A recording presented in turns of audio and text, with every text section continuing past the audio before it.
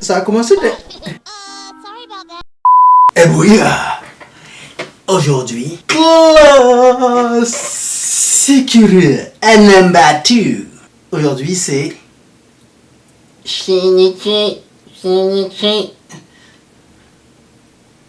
Je trouve que je le fais super bien. Kiseiju. C'est parti. Générique.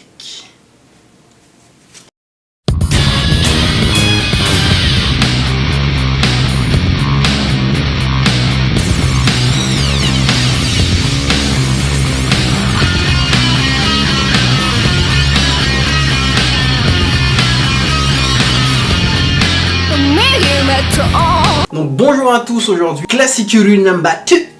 Donc on va parler de Kiseiju Parasite.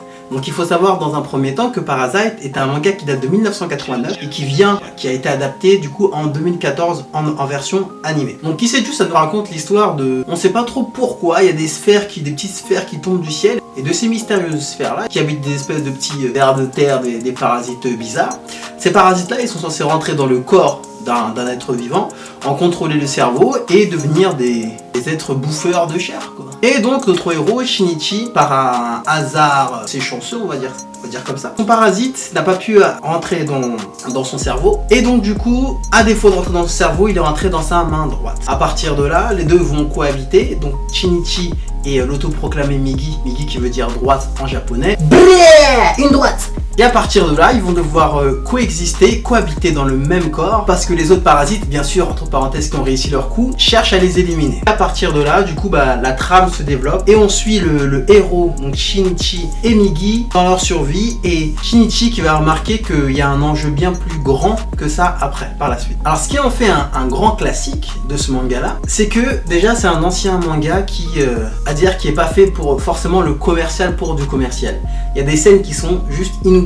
Là, vous verrez si vous regardez l'animé ou si vous lisez le manga. Dans un deuxième temps, ça se passe dans les années 90 normalement à la base, et ils l'ont réadapté quand ils l'ont sorti en 2014 pour l'époque actuelle. Et ça, c'est assez bien fait, et on retrouve les mêmes sensations qu'on a eues en lisant le manga en regardant l'animé. Et ça, c'est génial. L'animé, il est vraiment immersif, et on voit bien que Shinichi, il se retrouve embarqué dans cette guerre entre espèces. Donc c'est assez sombre, gore et psychologique.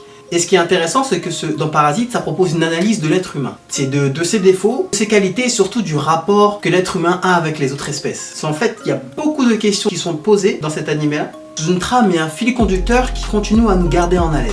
Avec des moments qui sont forts en émotion, vous verrez vous-même de quoi je parle. Il y a aussi une ambiance glauque et qui est propice à la réflexion. Et là, franchement, c'est la classe. Et ce qui fait partie des mangas intéressants et que j'aime bien, c'est qu'il y a un début et il y a une fin. En plus de ça, le studio qui a fait cet anime là, c'est le studio Madhouse. Il a aussi fait Hunter x Hunter, je pense qu'on peut leur faire confiance là-dessus. Et ce qui s'y prête bien, c'est qu'il y a une animation qui est assez froide et ultra réaliste. Les combats, ils sont super bien réalisés et l'ambiance, elle est assez sombre et glauque quand le moment le nécessite. Et tout ça fait qu'on va atteindre des sommets d'intensité et d'émotion pure. Et en plus de l'animation, de l'histoire, le thriller haletant que nous propose cet animé, ça pousse le spectateur à se poser des questions et surtout à lui laisser trouver ses propres réponses. Parce qu'on donne pas forcément de réponse dans l'animé, c'est chaque personnage du coup a sa réponse et c'est selon la personne qui regarde, peut avoir un point de vue différent. Et donc ça, je trouve que c'est assez bien mis en œuvre. Vous avez Migi, donc et Shinichi. Donc Shinichi qui est un lycéen de 16 ans, souvent pensif, un peu timide et chaleureux, qui va se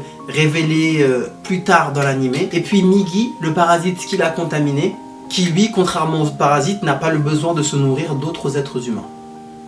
En habitant la main droite de Shinichi.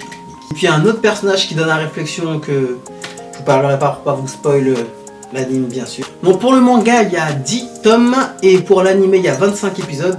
Donc c'est un classique qui est rien trop mal, approuvé par moi. Donc je vous conseille très fortement cet anime qui nous fait nous poser beaucoup de questions, qui est vraiment beau à regarder. Les épisodes ils s'enchaînent assez vite. Kiseiju Parasite. Donc si t'as aimé la vidéo, n'hésite pas, tu connais.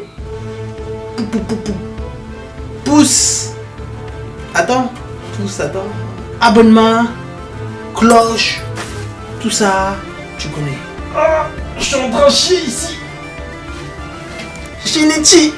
Et bouya. Bankai.